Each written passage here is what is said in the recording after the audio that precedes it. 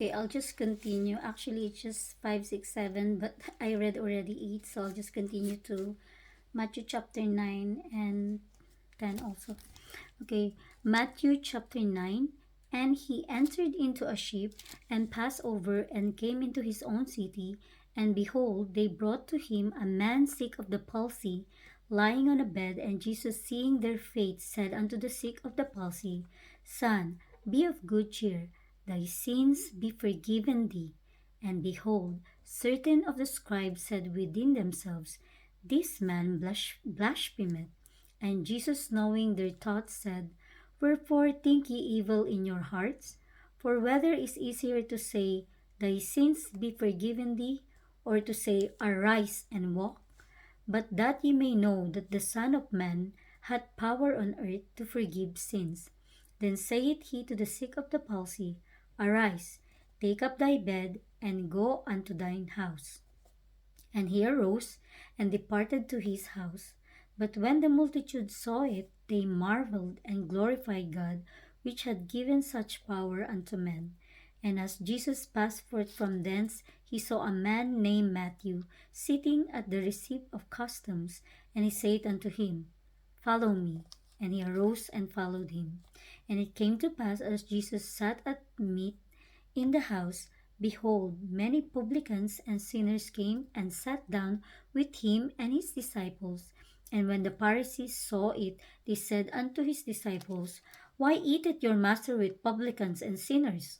But when Jesus heard that, he said unto them, They that be whole needed not a physician, but they that are sick. But go ye and learn that but go ye and learn what that meaneth. I will have mercy and not sacrifice, for I am not come to call the righteous, but sinners for repentance. Then came to him the disciples of John, saying, Why do we and the Then came to him the disciples of John, saying, Why do we and the Pharisees fast oft, but thy disciples fast not? And Jesus said unto them, Can the children of the bride chamber mourn as long as the bridegroom is with them?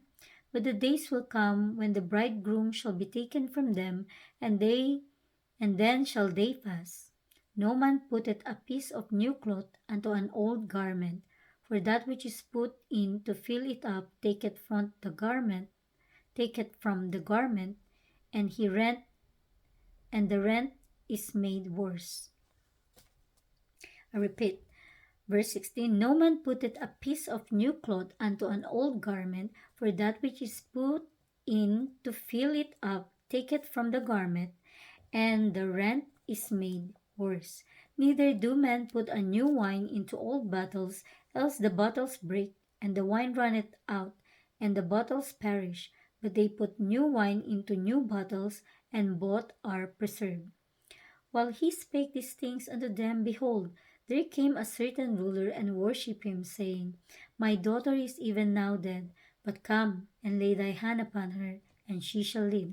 And Jesus arose and followed him, and so did his disciples. And behold, a woman which was diseased with an issue of blood 12 years came behind him, and touched the hem of his garment. Excuse me.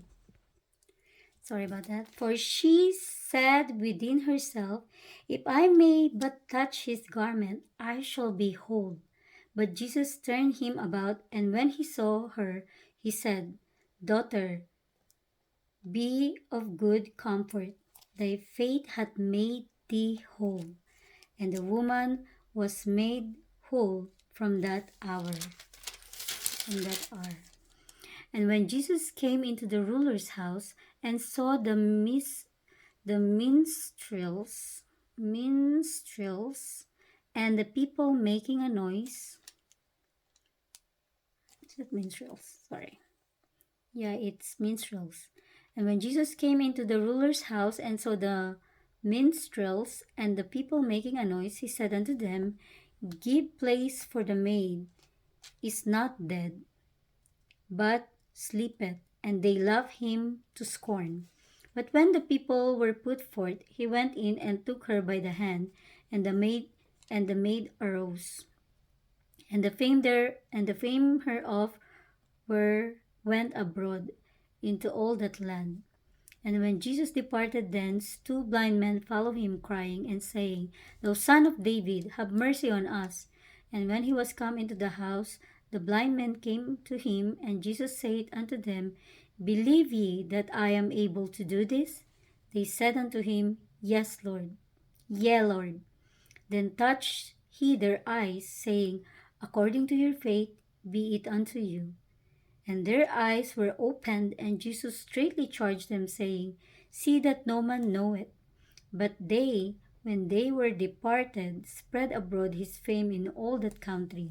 As they went out, behold, they brought to him a dumb man possessed with a devil. And when the devil was cast out, the dumb spake, and the multitudes marveled.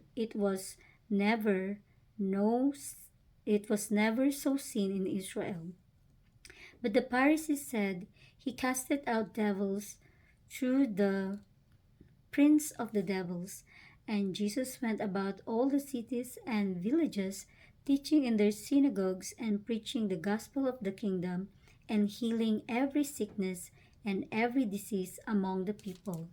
But when he saw the multitudes, he was moved with compassion on them, because they fainted and were scattered abroad as sheep having no shepherd. Then saith he unto his disciples, The harvest truly is plenteous, but the laborers are few. Pray ye therefore the Lord of the harvest, that he will send forth laborers into his harvest.